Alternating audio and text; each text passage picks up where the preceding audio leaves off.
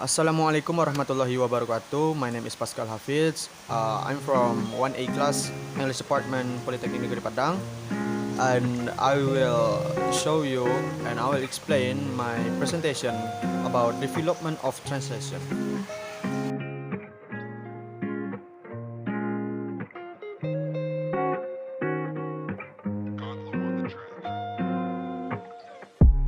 Translation is the communication of the meaning of a source language text by means of an equivalent target language text.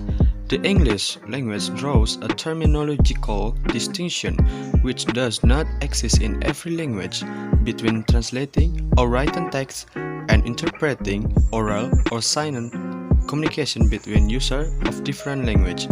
Under this distinction, translation can begin only after the appearance of writing within a language community.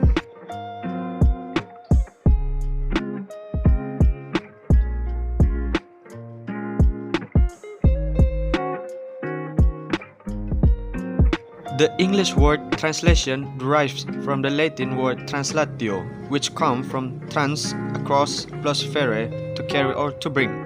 Latio in turn coming from latus, the past participle of fere.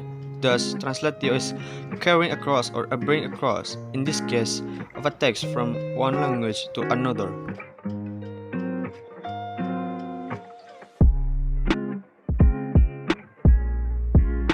It is known as translation was carried out as early as the Mesopotamian era, when the Sumerian poem Gilgamesh was translated into Asian language.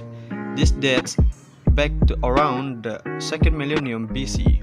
Other ancient translated works include those carried out by Buddhist monks who translated Indian documents into Chinese.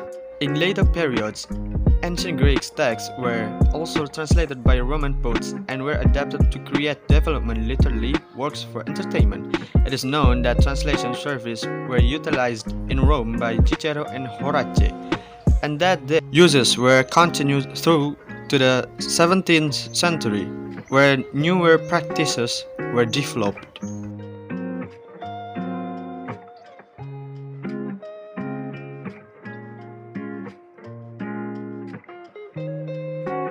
It is argued that the knowledge and finding of Greek academics was developed and understood so widely thanks to the translation work of Arabic scholars. When the Greeks were conquered, their works were taken in by Arabic scholars who translate them and create their own version of the scientific, entertainment, and philosophical understanding. These Arabic versions were later translated into Latin during the Middle Ages, mostly throughout Spain, and the resulting works provided a foundation of Renaissance academics.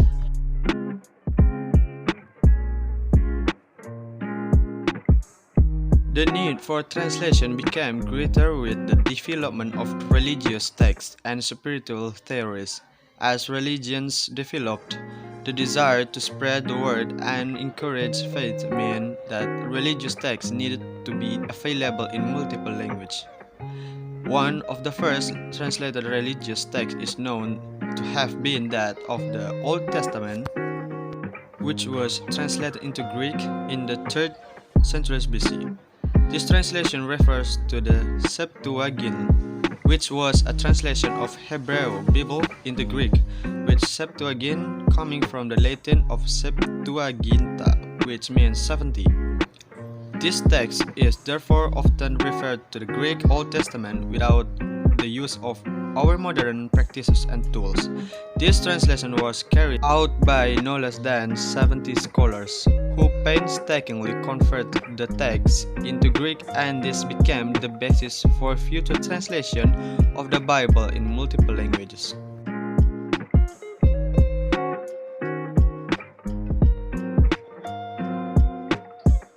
Translators have often been hidden characters, unnamed people who have paved the way for some of the greatest contributions to the dissemination of ideas, knowledge, and theories throughout in the ages. In some cases, working as translator was incredibly dangerous, and some even lost their lives because of their work. This includes famous translators such as William Tyndale, who was executed in Holland, in 1536 because he worked on translating the Bible into English. Other famous translators include Chinese monk Xuanzang, who in 645 AD was credited with having translated 75 volumes of Indian Buddhist script into Chinese. Constance Garnett was a British translator who translates Russian classics including Tolstoy, Chekhov, Turgenev and Gogol into English towards the end of the 19th century. And the last is Grigory Rabassa, was an American literary translator who translated numerous Latin documents into English throughout the 20th century.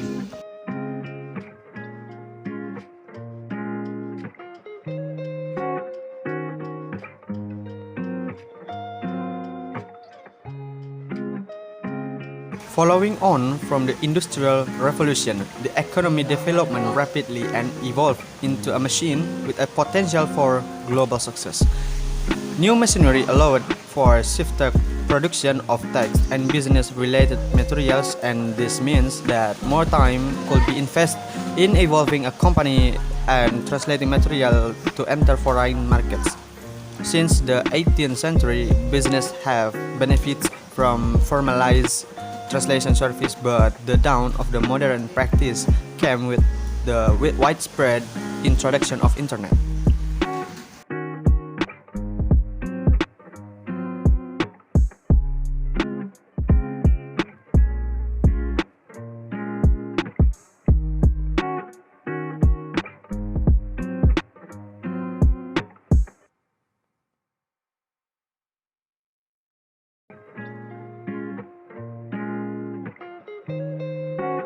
The internet has revolutionized an ability to access, translate, and understand texts and documents from all over the world, whether they be contemporary or historical pieces.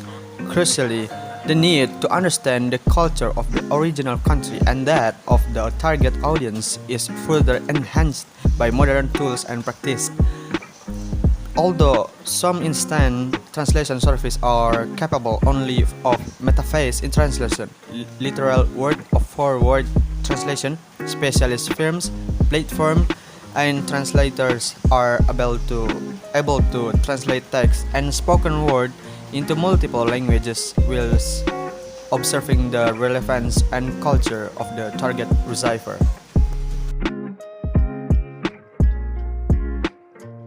And that is just from me. Thank you for watching and see you next time. Bye bye.